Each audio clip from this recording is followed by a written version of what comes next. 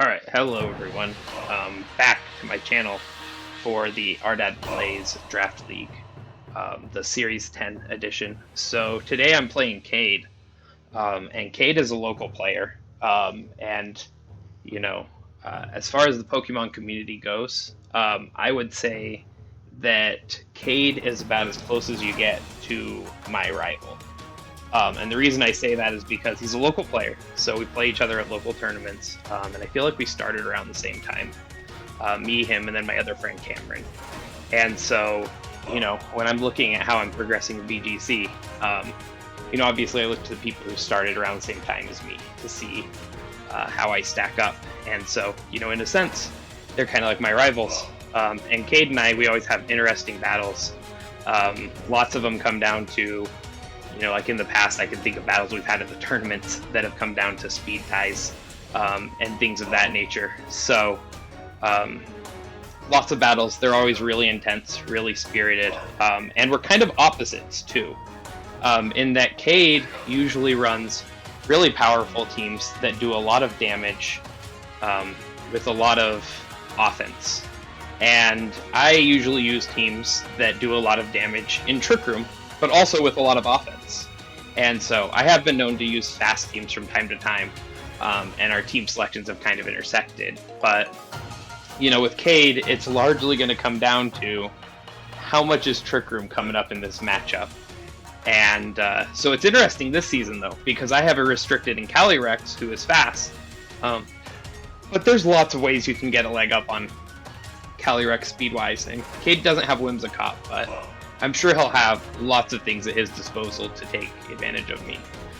This is also actually post-commentary, so full disclosure, you'll get to see. I don't want to spoil things like I did in the last video, so you'll see if he had answers. But I'm not going to tell you. You'll have to stay tuned to find out and watch the whole video through. I've heard that that's important on YouTube or something. Also, as you see, I led Bronzong, so make sure to hit that bell. That's the reason I drafted Bronzong, is so that you would hit that bell. Just kidding. It just seemed like a good opportunity to make that joke. So anyways, on this turn, I'm just trying to Rage Powder and Trick Room, and I knew that Duraludon could get around Rage Powder, but I also knew that I'm definitely probably living this 1,000 arrows, so it did a lot more than I thought, actually, to be honest. But I thought for sure that I was living it. It's also interesting. It said it did super effective damage. I didn't think that was the case, but I'm wondering if maybe it is in Gen 8. Because this Bronzong is Levitate. So.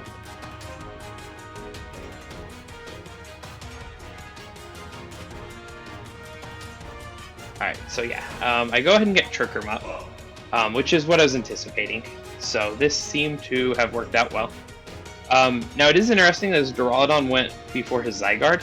I don't know how fast the dog Zygarde is, but I know that normal Zygarde is 95 speed.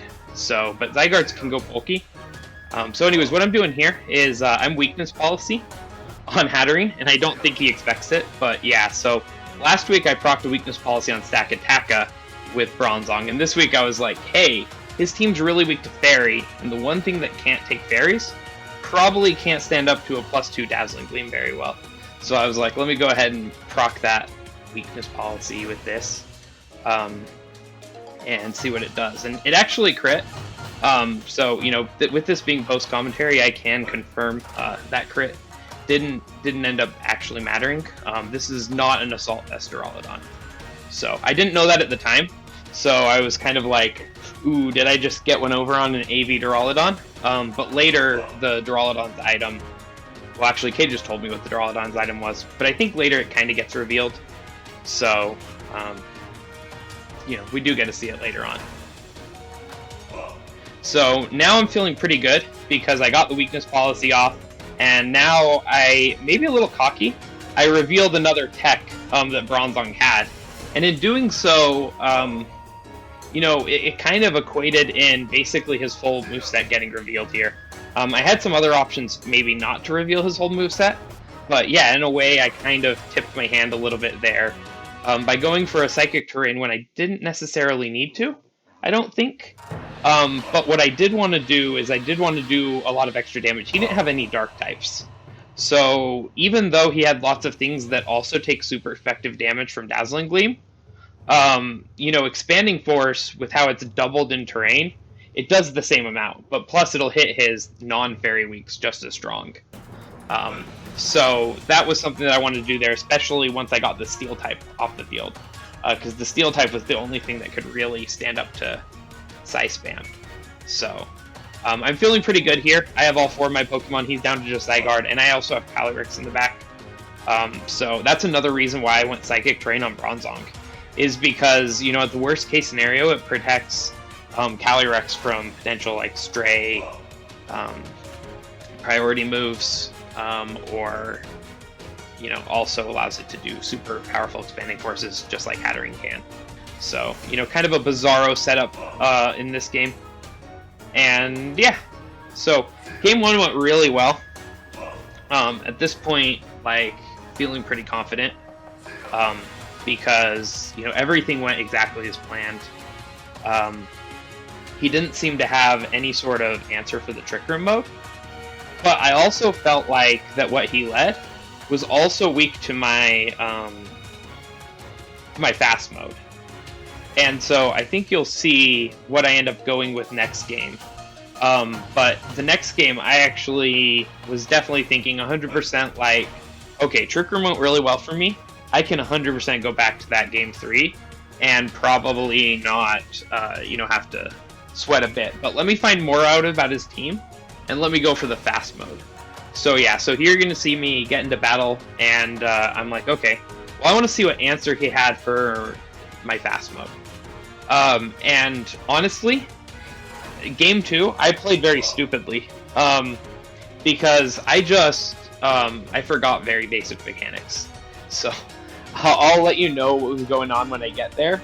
But honestly, game 2, I haven't been playing that much VGC lately. And I think game 2 really showed, because I made some pretty noob mistakes.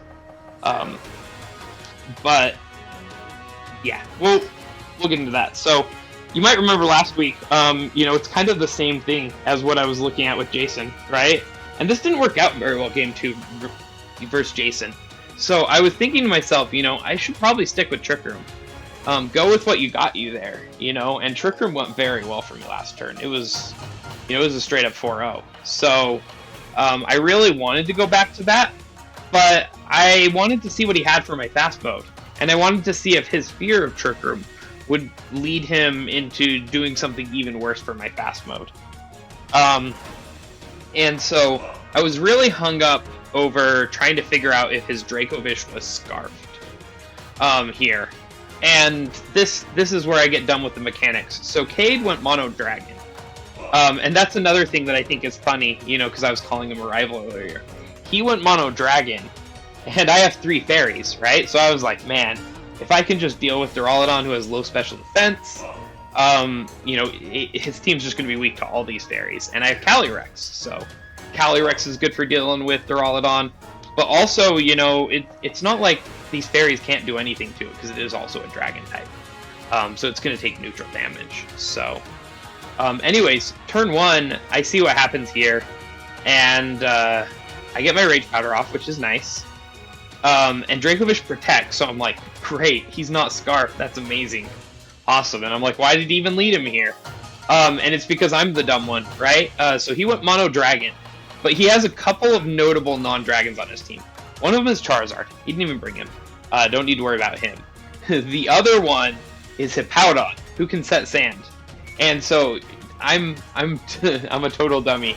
But I'll admit it now, because otherwise my plays make no sense. And even me watching it back, I can't watch it without cringing that I totally forgot about this. But Dracovish gets an ability that doubles his speed in the sand.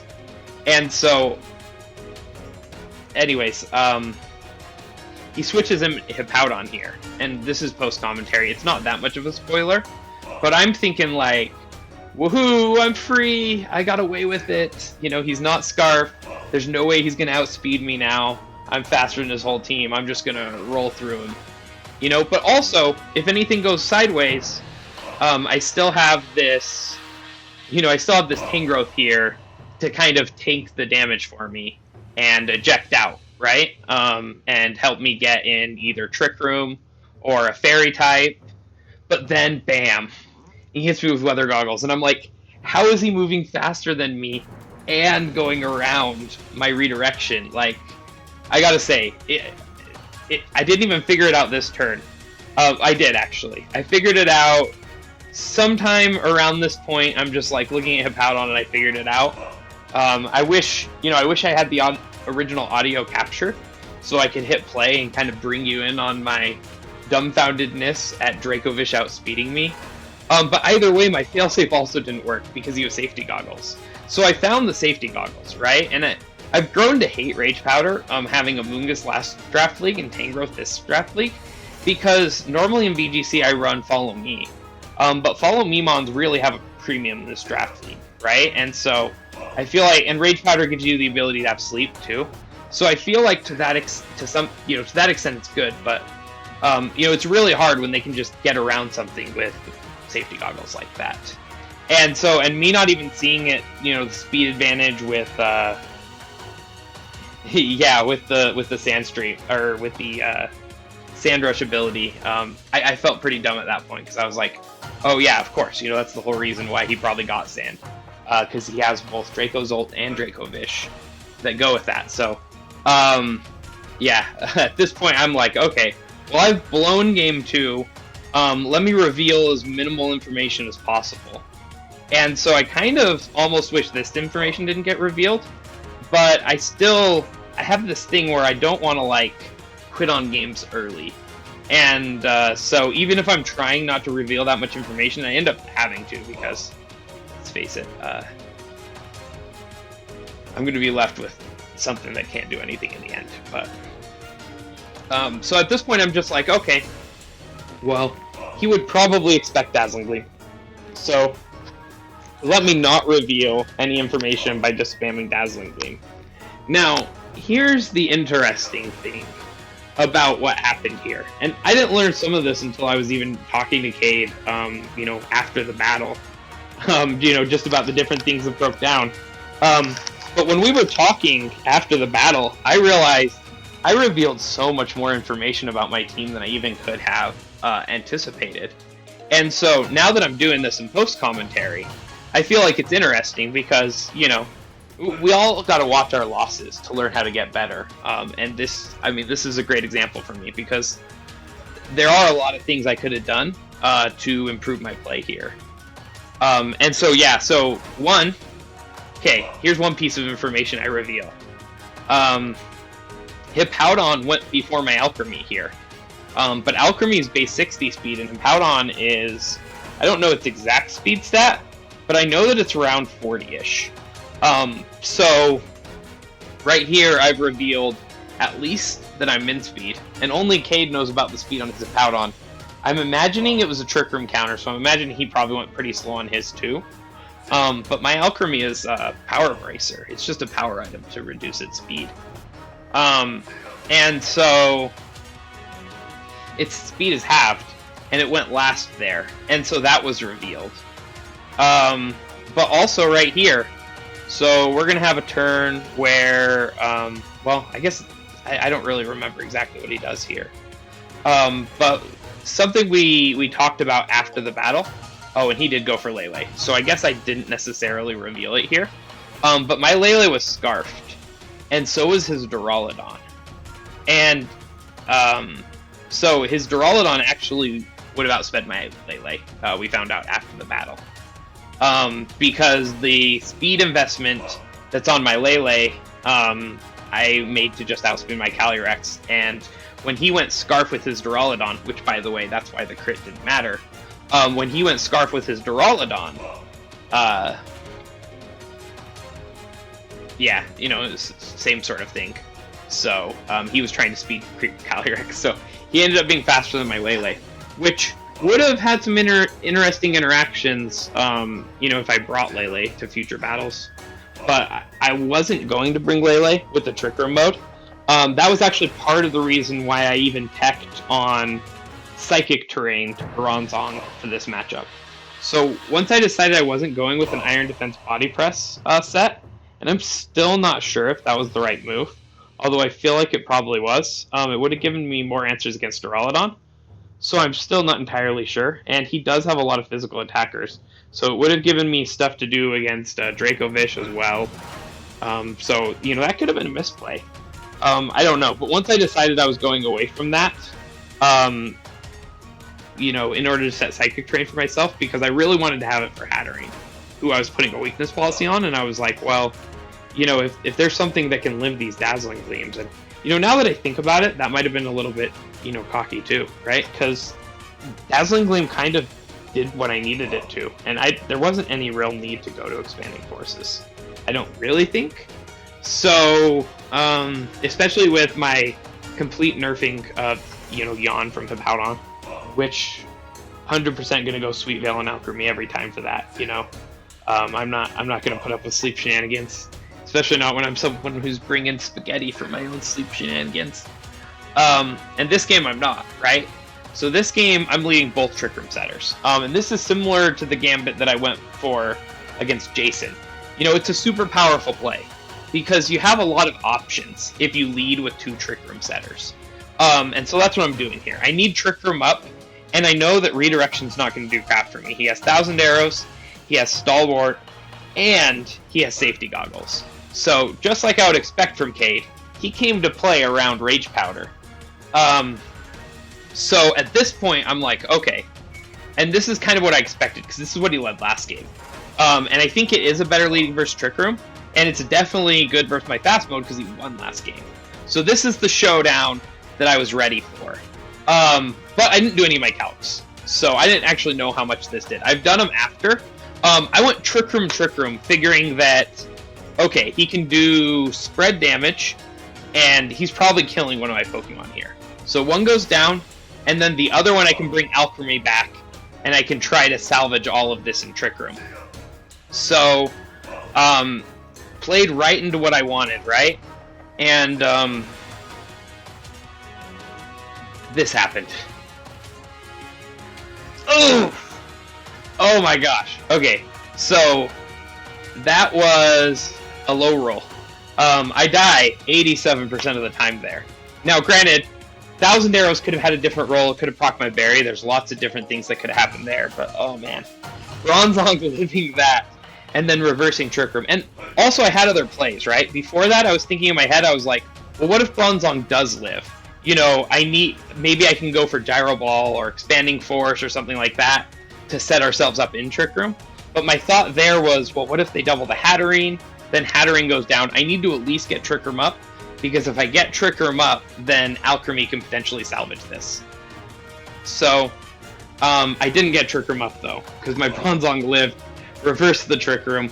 It's just very unfortunate, because I think this game would have been really close, and would have been really interesting had that not happened. But after that point, we're pretty much in a bad version of last game. Now, I did win a similar scenario to this, where I was kind of like left on my back foot versus Jason last week with Calyrex. But I didn't feel too confident about it here, because I knew he had Sand in the back. And so it's basically like a matter of, okay, how do I either surprise Dracovish, or, I needed to do something to be able to get Dracovish without him being in Sand. But, at this point, Cade had all 4 Pokemon, so he kind of holds all the cards. And so I just kind of have to play around it the best I can. Maybe I can set up some of these decorates like I did last week. Maybe I can, just steal some kills. But I also know his Zygarde has Glare. And on this turn, I was reminded that Zygarde has Glare, because he glares into the Protect. And so I knew that even if, at +2, his Dracovish is outspeeding my Calyrex no matter what. And so by completely denying the Trick Room the way he did, it just made that completely evident. And like, I try to think of what else I could have led, and I still feel like what I did, I feel okay with how I played it, because I mean, aside from that, just how that rolls happened to work out, sure, it wasn't 100% chance, but I felt pretty good with the chance that something was going to die there. There is a chance that he lets both things live, and he did mention that he might go for rockslide flinches. But even if he went for rockslide flinches, I'm thinking to myself, well, okay, hopefully one of them flinches, like, but this battle was really funny to me because, while all of this was like, throughout all of that, right, and all of the rolls and how it could have, worked out, it's just like, there's a berry, right, and the 1,000 arrows could have done a lot of different things. He also could have been adamant, so I confirmed later he was jolly, and that would have led to him doing more damage. So it's just like there was a lot of different ways that something was going to go down, and I really needed to try to trick room to make sure it went up, regardless of how he targeted.